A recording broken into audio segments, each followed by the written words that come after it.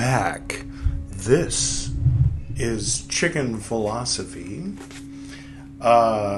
Meccan Revelations, part 67, in which I will pick up right where Gwydion left off in part 66. Remember the Calvin Klein Eternity episode. If you would like to start with Meccan Revelation Part 1 at the beginning of the playlist, or indeed anywhere on the playlist, here's the playlist. You can check that out. And, all right. So, lately we're reading the introduction to the second volume. We finished the first volume. And, so the introduction will go on for a while. I'm not really sure exactly how long. So, Michel Chodkwitz is cool. I do look forward to eventually finishing the introduction to Volume 2.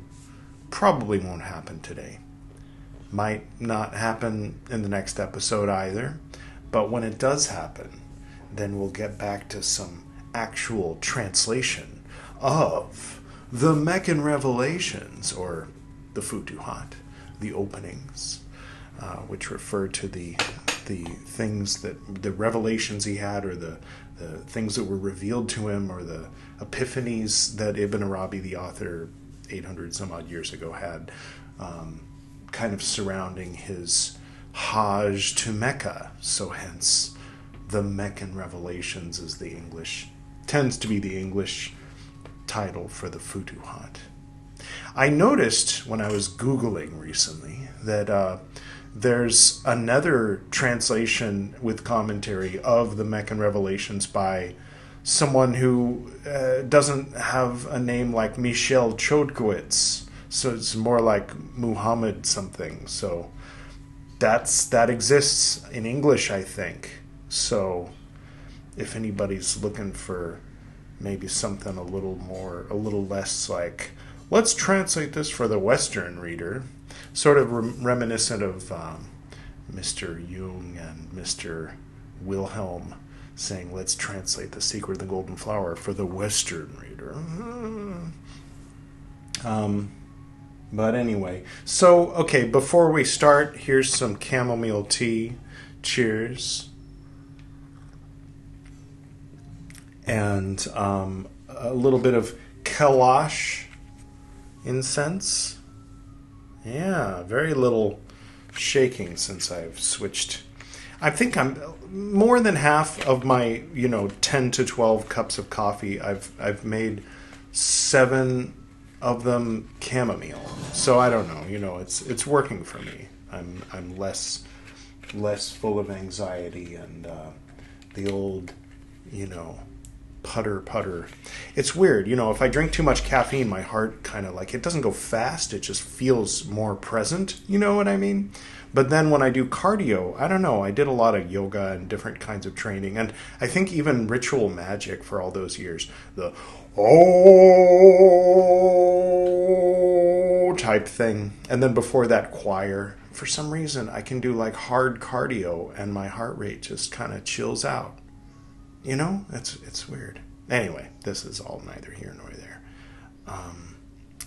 But yes, we got the Kailash incense and the chamomile for our vibe today. That's the vibe. All right. So now that that's established, then let us hear some Hafiz poetry. So this is the gift by Hafiz. It's a great gift. Got Christmas coming up and Hanukkah and all that good stuff.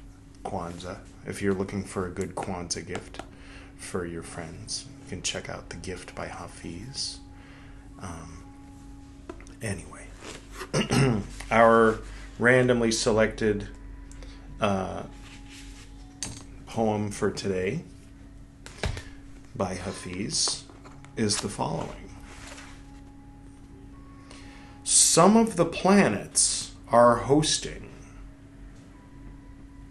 The ear becomes alert when music says, I am over here.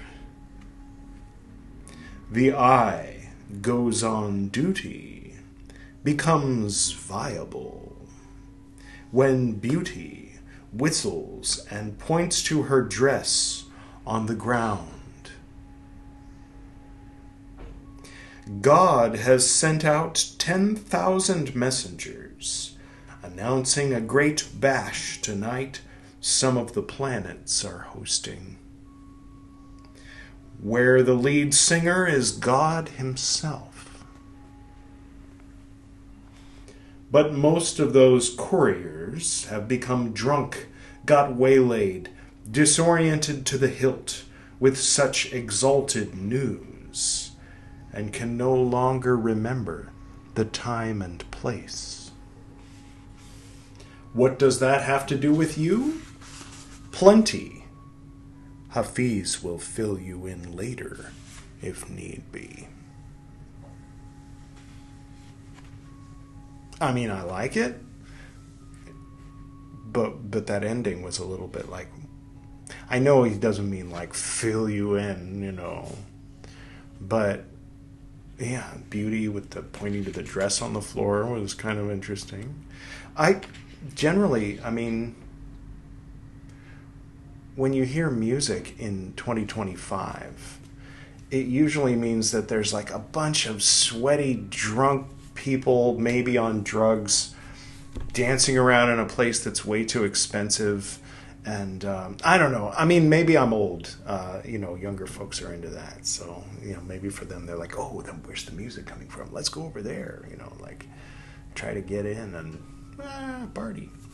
Get some Molly. Whatever kids are into. I don't know. But, so maybe it's not as different as it seems, or as I thought it seemed for a moment there.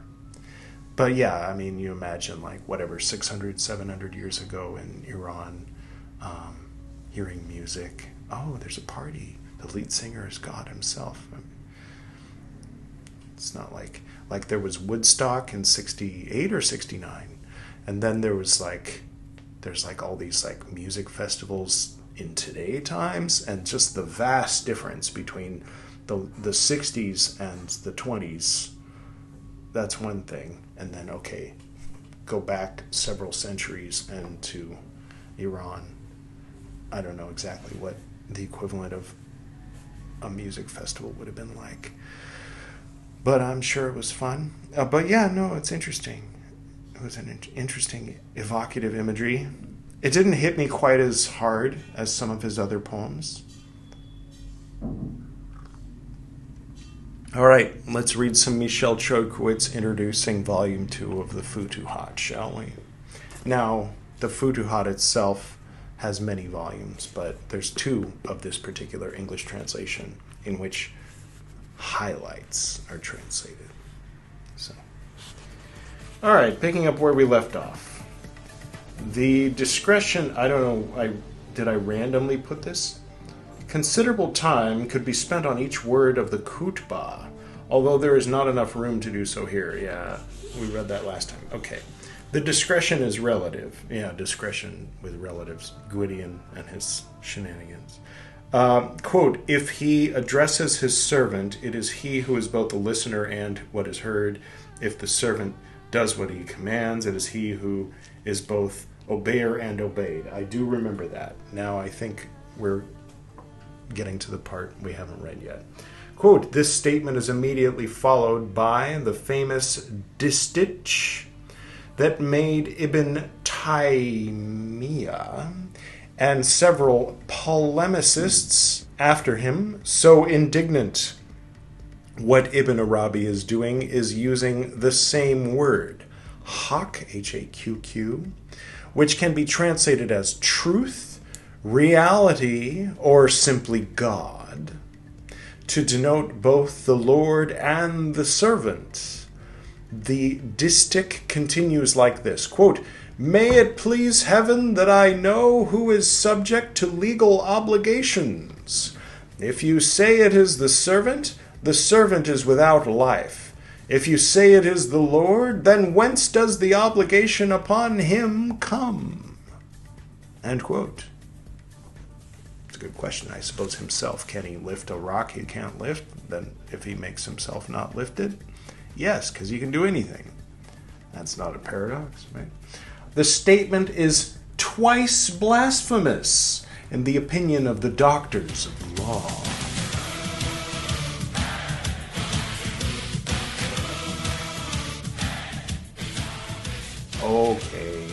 Right.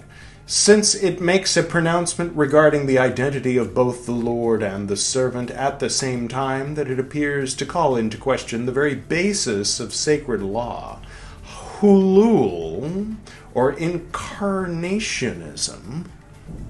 Incarnationism. It's my new favorite ism. Maybe second favorite. And Ibaha, antinomianism. What? Based on the vague approximation, I'd say antinomianism, anti-name, against name, and incarnationism. What are accusations? The accusations so frequently made against the Shaykh al-Akbar, which is to say Ibn Arabi, that's his nickname after he passed away, sort of like Kukai became Kobodaishi. Ibn Arabi became Shaykh al-Akbar, no relation to Emperor Akbar, unless Emperor Akbar was named after Shaykh al-Akbar. What are we talking about? I don't know. But let's put up a rudimentary definition from the old internets of incarnationism and antinomianism. Thank you, Editor Edward. All right. Appear to find their proof, so these accusations appear to find their proof in this single brief passage. Yeah, weren't we talking about how like someone might read that and be like, are you saying that the servant is God? And then how he might get out of it. I was only saying that if the servant obeys God, then God is the servant. But I left room for plausible deniability just in case I end up in this very situation. That was how Gwydion framed it. And so does Michel Choucault's, but a bit more scholarly and respectful. And we are only halfway through the first page of 4 large volumes of the Futuhat. A reference to the echo. See what I did there? Symbolically extends what was just said. Elsewhere is elsewhere in the work, but in the beginning of the Fusus also, Ibn Arabi would use a similar symbol. Remember, the Fusus is a different thing, not the Futuhat, but something else, but also by Ibn Arabi, I think. If I didn't get that right, then Editor Edward will clarify, but I'm pretty sure I got that right. Also, Ibn Arabi would use a similar symbol, that of the mirror, that reflects an optical echo. Now that's trippy. Is that what you're watching right now? The mirror that reflects an optical echo? An echo of the eye?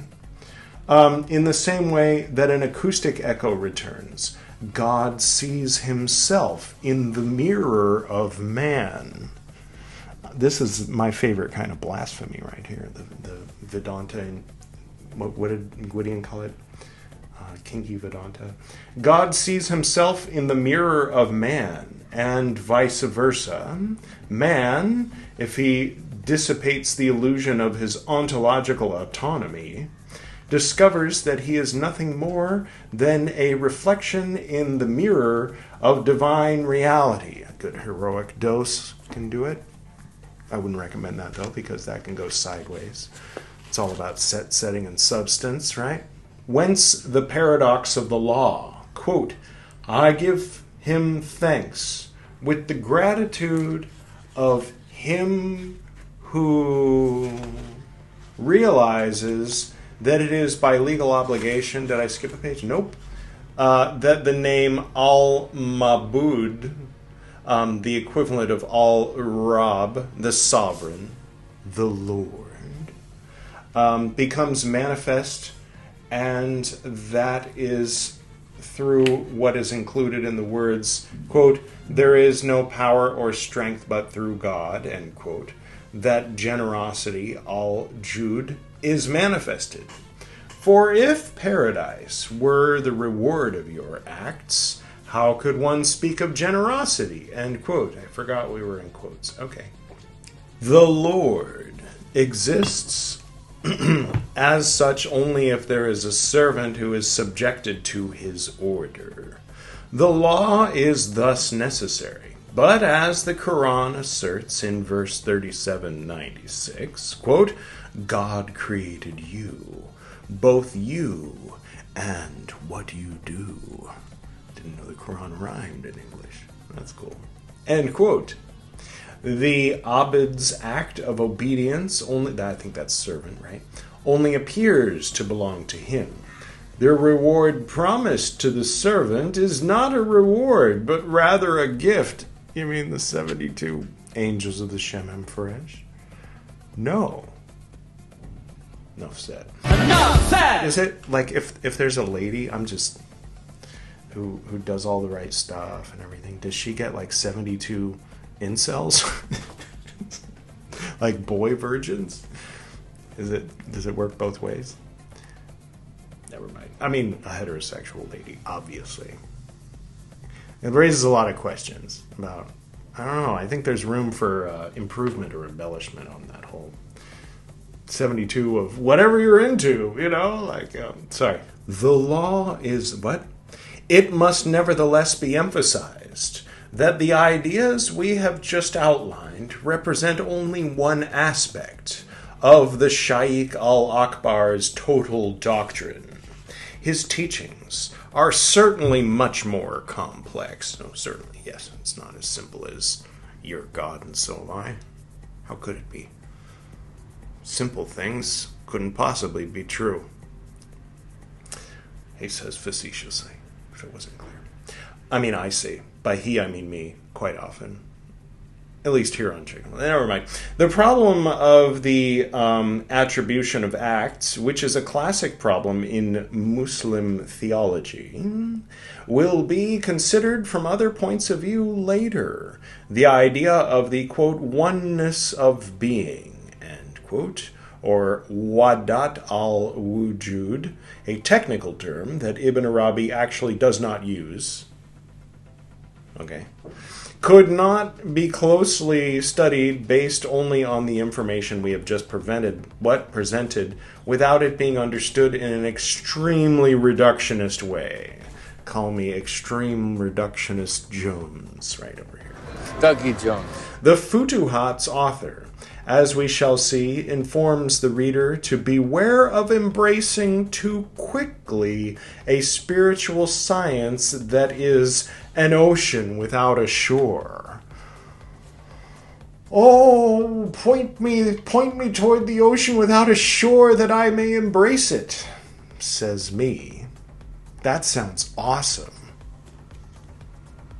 What was it that Edward said in that one thing on Gwydion's channel? The very concept of I, the very notion of self, the very assumption of needing to have an identity is just like clinging to some kind of driftwood in the vast sea of existential void. Guys, do you mind? I'm trying to meditate. Sorry. Go right ahead. Yeah, Pymander was trying to meditate. Anyway, the second part of traditional doxologies in Islam is, whenever I read the word doxology, I hear this in my mind. I affirm my oneness with all that is, life eternal, sublime and triumphant. I am that life, now and forever.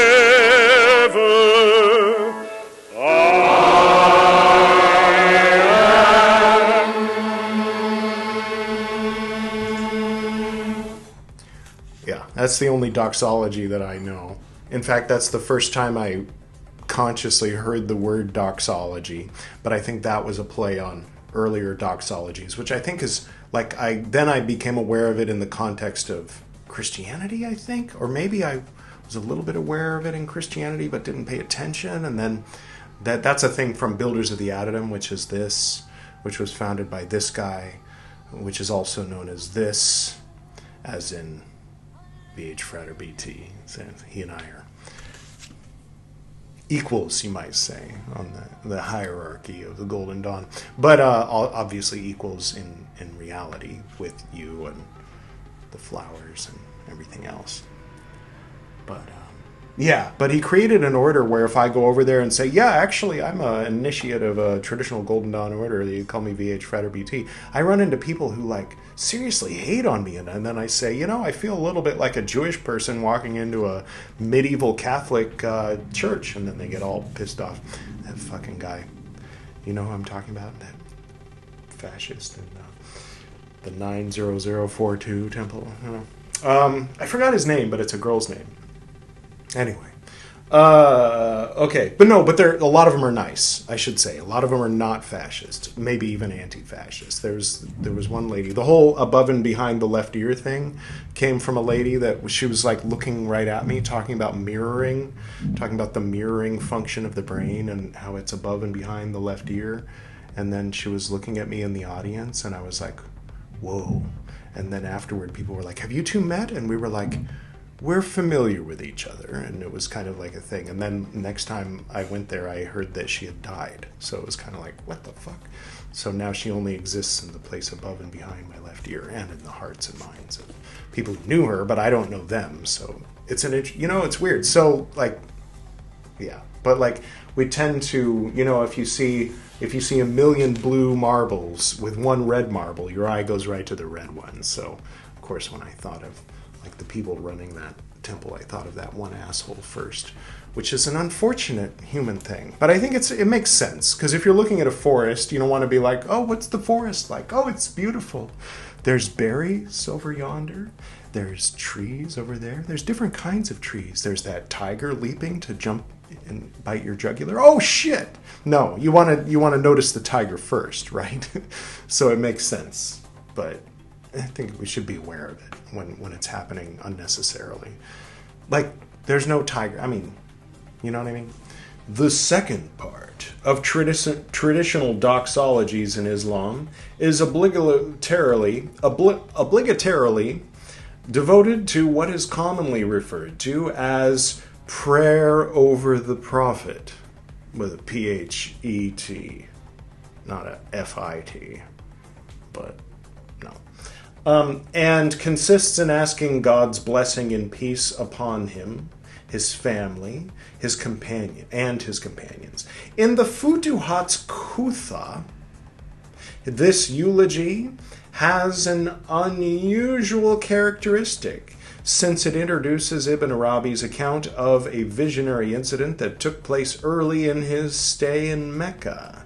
We have commented on this event elsewhere. Michel Valson sees it as relating to, quote, the Shaykh al-Akbar's investiture in the Supreme Center, end quote. So that was one French guy making reference to what another French guy thought of this ancient Syrian mystic. No, he was Spanish, back when Spain was cool, before it was all Catholic.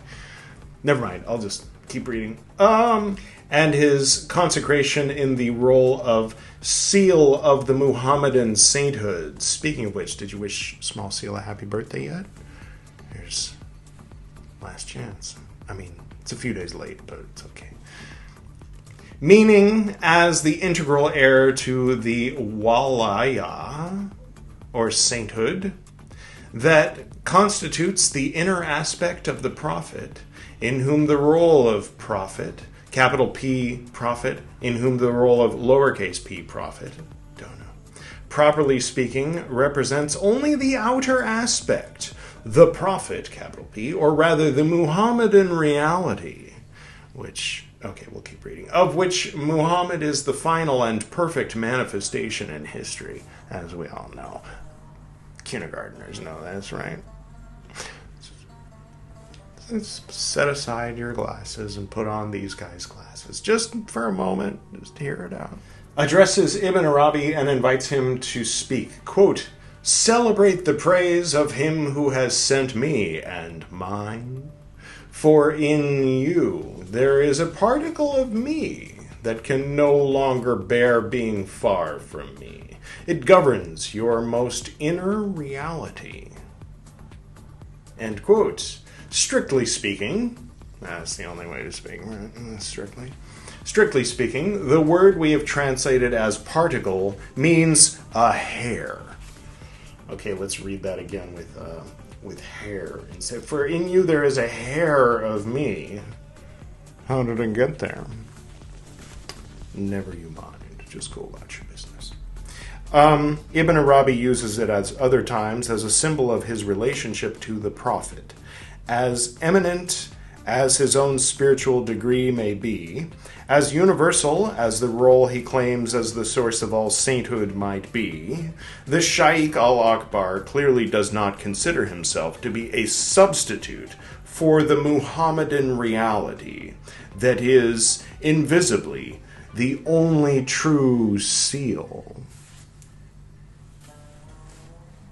It's a different kind of seal. After a few panegyric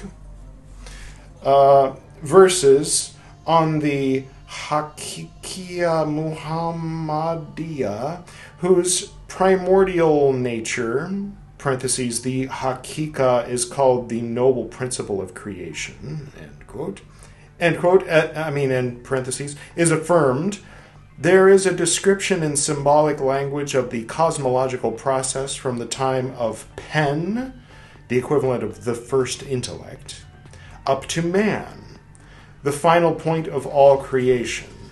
A process, and that's pen with a capital P. Any relation to the thing you write with, or is it just an Arabic word that happens to be spelled the same as a homograph, but probably not a homophone? I doubt it's pronounced pen. Well, maybe it is. I don't know. A process whose consummation takes place with the definitive appearance in the person of the prophet of Muhammadan reality in the time of history. Strictly speaking, the khutbah is followed by a poem dedicating the work to Shaykh Abd al-Aziz Mahdawi. I remember saying that before, but I don't remember when. It is the khutbah and this poem that comprise the prologue as a whole.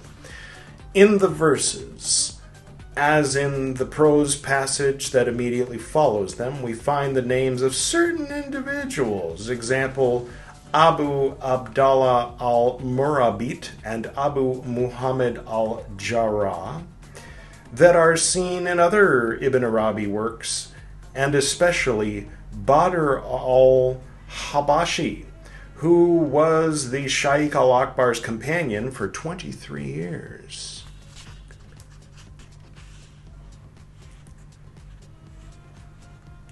There are several references in the poem to the exceptional initiatory status of these men, and that of Ibn Arabi himself, page 9, verse 11. No relation. Who at that point declares that he will have no successor. Good thing it wasn't July 11th. They'd have to shut down that whole chain. Never mind. This point is worth bearing in mind since it confirms other details scattered throughout Ibn Arabi's corpus that lead to the conclusion that the role of seal of Muhammadan sainthood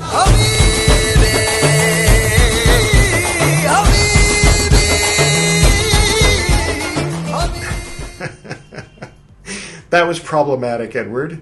I don't know if small seal should be... Oh, it's fine. It's in good fun, right? That was, by the way, that was from a song in Padmavat. She, well, anyway, it's a good movie. It takes place back before the Mughal period, back when India was still predominantly Hindu ruled, and then there was like the early sultans that were coming in and establishing a sultanate or whatever, or a caliphate in Delhi, what is now called New Delhi, and one of those is singing Habibi in this song, and you can check it out. It's fun. He's a villain. He's a bad guy sultan in a Bollywood movie. And as a side note, the woman that he's lusting after throughout the movie, no spoilers. I'm tempted to tell you what happens. Suffice to say, he doesn't get her. They end up getting married, that actor and that actress. So it's kind of fun, cute, in a way. What are we doing here? I don't know. This point is worth bearing in mind since it confirms other details scattered throughout Ibn Arabi's corpus that lead to the conclusion that the role of Muhammadan sainthood is not transferable. No one is obligated to accept it, but it is fitting not to attribute to Ibn Arabi any position other than his own on this matter. There is another poem that follows this one. It had previously appeared in the Kitab al-Isra and seems to be the first of the different accounts the author gives regarding his spiritual ascension from one heaven to another, up as far as the divine presence. Its first, frequently quoted, verse is a sharp affirmation, quote, "I am the Quran," and the seven oft repeated, end quote. The seven oft repeated is an expression borrowed from the Quran, verse 1587, good year for the Spanish Armada, but the last one, let's say, the last good year for the Spanish Armada. Never mind. 1587, which according to the current interpretations according to current interpretations, refers to the Fatiha, the surah that opens the Quran. It contains 7 verses. Oh. Makes sense.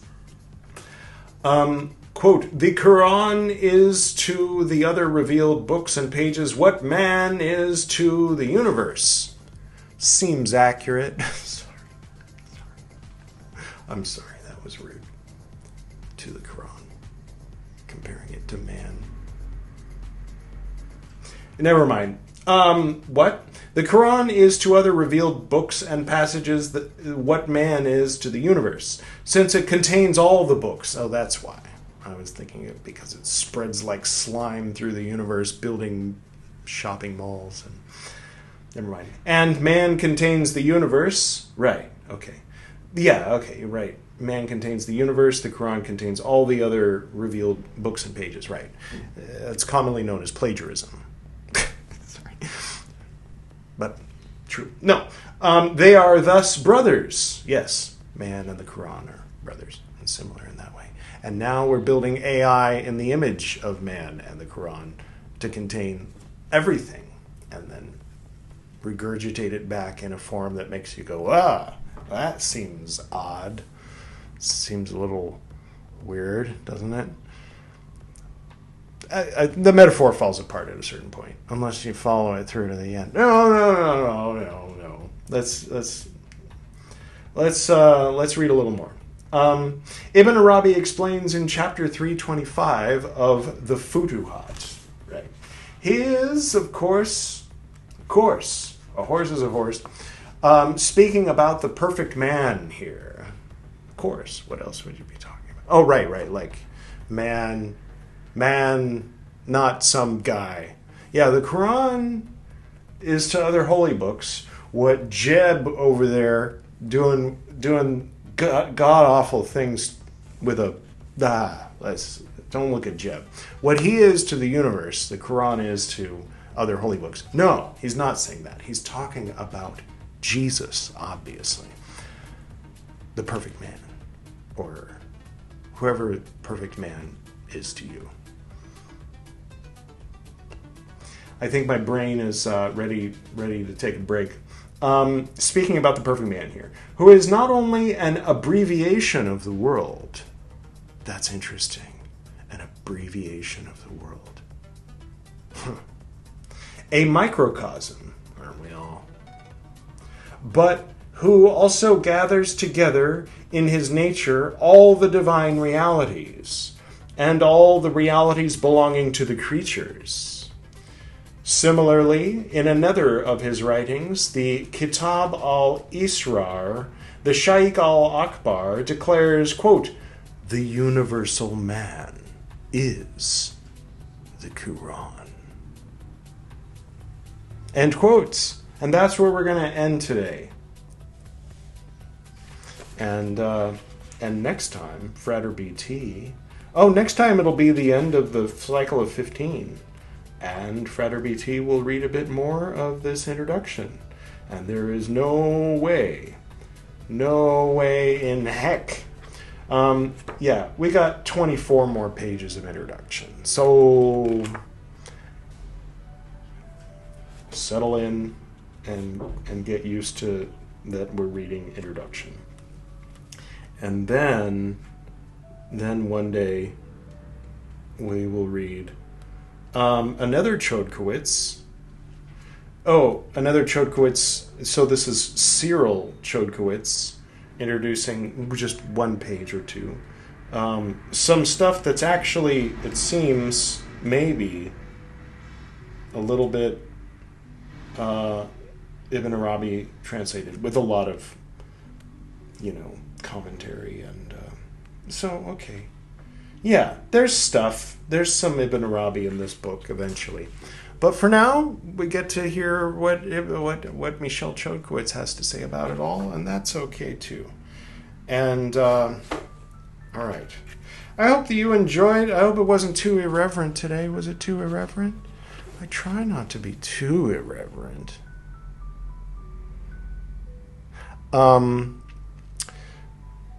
Anyway, so yeah, that's what we read today. That's good. That's good.